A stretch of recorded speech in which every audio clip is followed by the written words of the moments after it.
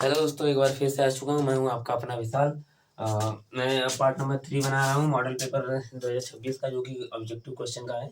Question number 10 तक हो चुका था। पार्ट नंबर 3 में हम देखते हैं, बिना देरी किए हुए सवाल पर आते हैं। सवाल देखिए, यदि त्रिभुजों ABC तथा DEF में AB अपन में DE बराबर BC अपन में FD हो तो वह समरूप होंगे यदि एंगल B बराबर एंगल D, एंगल A बराबर एंगल D, एंगल B बराबर एंगल D, एंगल A बराबर एंगल F। अब इसे सॉल्व करने के लिए हमें क्या करना पड़ेगा? पहले वैसा बनाना पड़ेगा। देखो, समरूप होता क्या है ये पहले जान लेना। समरूप क्या होता है? जैसे आपने मोबाइल में फोटो कोई कोई भी फोटो देखते हो, मान लो एक त्रिभुज का फोटो हम देख रहे हैं, तो यहाँ पर त्रिभुज में पहले बना लेता हूँ। ये ले लेते हैं ABC। ध्यान दीजिएगा, A यहाँ है, B यहाँ है, C यहाँ है। सेम कंडीशन पे वही वैसे ही अगले वाले में लेना है। जैसे दिया है DEF, D यहाँ रखेंगे, E इस साइड आएगा, F इस साइड जाएगा। ठीक है। समरूप क्या होता है भैया? यही फिगर वर्क क्या करते हो आप, तुम लोग जूम करते हो तो इसका जो कोणवा होता है, कोणवा अपनी जगह चेंज नहीं होगा। जो कोण होता है वो अपनी जगह चेंज कभी भी नहीं होगा। ठीक है ना? बस जूम करो क्या होगा, ये छोटा दिख रहा था ये बड़ा दिखेगा। समरूप मतलब चेहरा एक जैसा मिलता हुआ। जैसे कई बार देखते हैं भैया, ये लड़का तुम्हारे जैसा एकदम लग रहा है, नहीं होने के लिए कहा हल्ला, तो वही समरूप होता है। मतलब रूप समान रहेगा। ठीक है ना? लंबाई ऊंचाई सब अलग रहेगा। ठीक है, वो भी देखो अनुपात में रहेगा। ठीक है, तो पहले देख लेते हैं कैसे कैसे दिया गया है। यहाँ पर दिया गया है कि नहीं, AB का अनुपात किससे है? AB का अनुपात DE से है। BC का अनुपात किससे है? BC का अनुपात FD से है, यानी यहाँ पर FD है।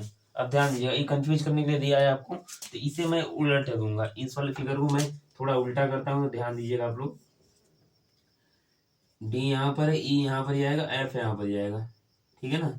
इस कंडीशन में अब देखा जाए तो AB के बराबर DF, एक मिनट, AB के बराबर DF नहीं DE है, गड़बड़ हो गया थोड़ा सा।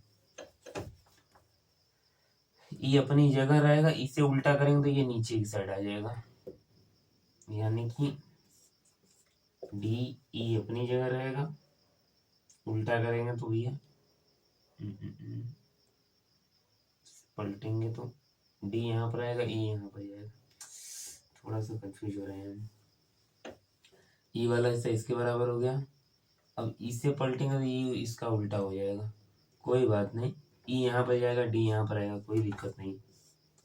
यानी D यहाँ पर रहेगा, E यहाँ पर रहेगा, F अपनी जगह रहेगा। ठीक है, तो DE किसके बराबर है भैया? DE का अनुपात किसके साथ है? D का अनुपात AB के साथ, यानी E वाला हिस्सा, कलर थोड़ा चेंज करते हैं, E वाला हिस्सा इसके साथ है, और अगला EF BC का अनुपात किससे है? FD से है, तो यहाँ पर है। ठीक है, अब ध्यान देना, अब कोड क्या है?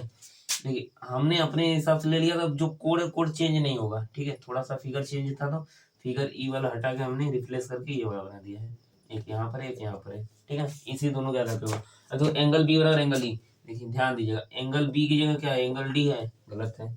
ए बराबर डी है, ए की जगह क्या है? ई है, ये भी गलत है। बी की जगह डी है, बी की जगह क्या है? डी है। हाँ भैया, ये सही हो सकता है, ऑप्शन नंबर सी सही हो सकता है। आखिरी में भी देख सकते हैं, ए बराबर एफ है, ए की जगह एफ नहीं है, तो आपका क्या होगा? बी की जगह डी होगा, बी के बराबर क्या हो जाएगा? डी हो जाएगा। हमने कहा कोड चेंज नहीं होगा एकदम। तो आप देख सकते हैं कि बी की जगह डी दिया है, बी बराबर डी दिया है, कोड चेंज नहीं होगा, कोड वही रहेगा।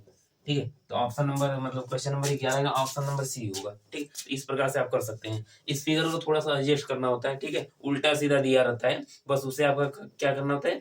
आपने दिमाग से समझ के सीधा करना होता है। ठीक है, कंफ्यूजन नहीं होना चाहिए। ठीक है, कई बार सवाल में ही आंसर छिपा होता है। कई बार आप लोग ऑप्शन की मदद से सवाल सॉल्व करेंगे।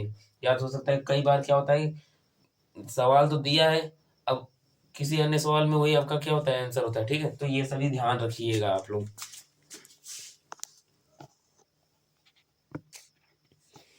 अब इसे मिटाते हैं, आगे आते हैं। अगला सवाल क्या है? यदि वृत्त की परिधि 88 सेमी है तो उसका व्यास होगा। पिछले पार्ट में हमने बताया था परिधि और परिमाप क्या होता है? सेम होता है। तो वृत्त दिया है तो वृत्त का परिधि क्या होता है?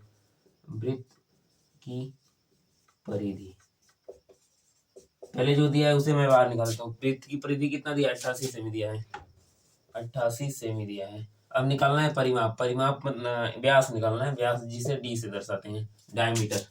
ठीक है, तो हमें डी निकालना है, तो पहले परिधि का जो फार्मूला था वो लिख लेते हैं। परिधि बराबर क्या होता है भैया? 2 पाई आर होता है। ठीक है, तो पहले आर निकालेंगे, तो परिधि यहाँ पर दिया है 88, यहाँ पर 2 पाई का मान 22/7, आर का मान नहीं मालूम है, 7 इस पर आएगा, बाकी देखो 22×44 हो जाएगा, 7 इधर भाग दे रहा, इधर आएगा गुणा करेगा, यानी 88 × 7 अपान में 44 बराबर आर दिया है। 44 से कटेगा 2 बार में, आर का मान आ गया 14 सेमी।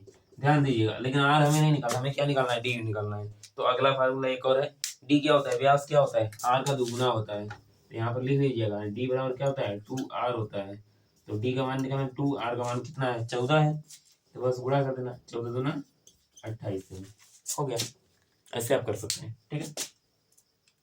तो इसे हम मिटा देते हैं। ये ऑप्शन नंबर कौन सा है आपका, मिला लीजिएगा, ऑप्शन नंबर सी है, ठीक है। तो इस प्रकार से आप ऑप्शन नंबर सी पर मार सकते हैं, ठीक है। क्लियर हो जाएगा आपका ऐसे।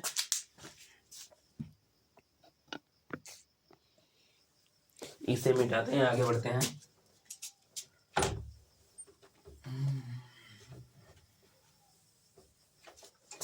अगला क्वेश्चन दिया है, क्वेश्चन नंबर 13 है, यदि किसी त्रिभुज की भुजाएं 3 सेमी, 4 सेमी और 5 सेमी हो तो वह त्रिभुज होगा। ध्यान दीजिएगा, ऑप्शन अब यहाँ पर ऑप्शन के हिसाब से हम पकड़ेंगे, क्या है, समकोण त्रिभुज, निम्नकोण त्रिभुज, अधिक कोण त्रिभुज, त्रिभुज संभव नहीं है। अब ध्यान दीजिएगा, यहाँ पर किसकी बात किया है, भुजा की बात किया है, तो भैया यहाँ पर भुजाओं वाला देना चाहिए था, ठीक है। उस हिसाब से देखा जाए, न्यून कोण के लिए, अधिक कोण के लिए त्रिभुज संभव नहीं है, इन सब ऑप्शन। लेकिन समकोण क्या होता है, समकोण के लिए कुछ रूल होता है, पाइथागोरस प्रमेय से आपने पढ़ा होगा, सबसे बड़ी वाली भुजा का वर्ग अगर करें बाकी अन्य दोनों भुजाओं के वर्ग के योग के बराबर हो जाएगा, तो आपका क्या हो जाएगा, समकोण त्रिभुज, ठीक है। तो पहले के लिए कुछ ट्रिक है, तो उसके लिए हम अप्लाई करके एक बार देख लेते हैं। तो अप्लाई हम क्या करेंगे भैया, जो भुजाएं दी गई हैं, जैसे दी गई है आपका समकोण त्रिभुज है, समकोण त्रिभुज क्या त्रिभुज बन जाए, हमने 3 दिया है, 4 दिया है और 5 दिया है, यही तीनों दिया है। सबसे बड़ी वाली भुजा, सबसे बड़ी भुजा क्या है, 5 है, सबसे बड़ी भुजा का वर्ग यानी 5 का वर्ग, बाकी अन्य दोनों भुजाओं के वर्गों के योग के बराबर, अन्य दो भुजा 3 है और 4 है, इनके वर्गों के योग के बराबर होना चाहिए, तब क्या होगा, आपका समकोण होगा। अगर बराबर नहीं होगा तो भैया समकोण नहीं है, तब कोई और दिमाग लगाया जाएगा। तो 5 का स्क्वायर करेंगे 25, इस साइड तो 25 आ गया, दूसरी साइड देखते हैं, 3 का स्क्वायर 9, 4 का स्क्वायर 16, लो भैया इन्हें जोड़ेंगे तो ये भी 25 आ गया, 16 9 25। तो यानी यहाँ पर दोनों के दोनों साइड क्या हो रहे हैं, बराबर है, अर्थात भैया आपका कौन सा मिल जाएगा, ऑप्शन नंबर ए मिलेगा, क्योंकि समकोण त्रिभुज का जो नियम कहता है उसी नियम को ये क्या कर रहा है, फॉलो कर रहा है। उस कंडीशन के आधार पर आपको क्या हो जाएगा, ऑप्शन नंबर ए हो जाएगा, समकोण त्रिभुज, ठीक है।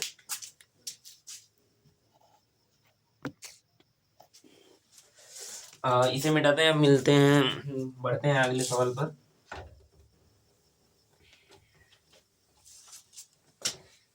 अगला सवाल क्या कहता है, देखिए, समीकरण x² - 2x + 1 बराबर 0 के मूल होंगे, मतलब हमें क्या निकालना है, मूल निकालना है, शून्य निकालना है, ठीक है। तो हम फार्मूला यहाँ पर पहले सवाल लिख देते हैं, x² - 2x + 1 बराबर 0 दिया है, इसके मूल निकालना है, यानी अल्फा बीटा का मान निकालना है। ध्यान दीजिएगा, इसका हमें गुणनखंड करना होता है, इसमें क्या होता है, पहले और तीसरे का गुणा करेंगे, तो पहले तीसरे का गुणा करोगे तो x² रहेगा, और बीच वाले को 2 भागों में तोड़ना होता है, जिसे जोड़ें या घटाएं बीच वाला ही आना चाहिए, और गुणा करने पर कितना आना चाहिए भैया, फिलहाल में x² है तो x² ही आना चाहिए।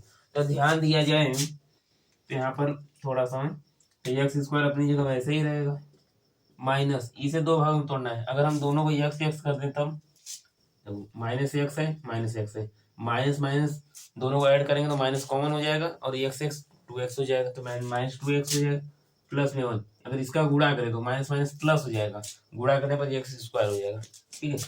इसके बराबर 0 दिया है, अब ले लेते हैं, यहाँ पर कोष्टक लगा देते हैं,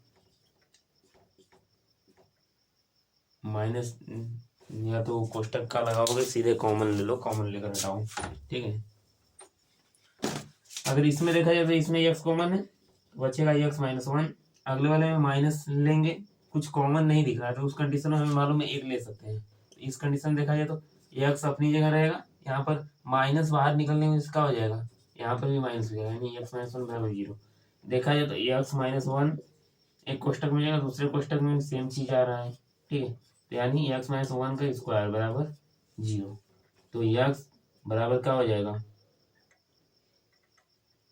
x - 1 बराबर 0 होगा, तो x बराबर क्या हो जाएगा, 1 हो जाएगा।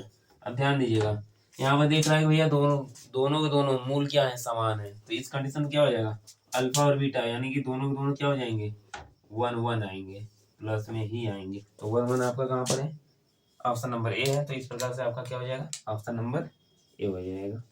ठीक है,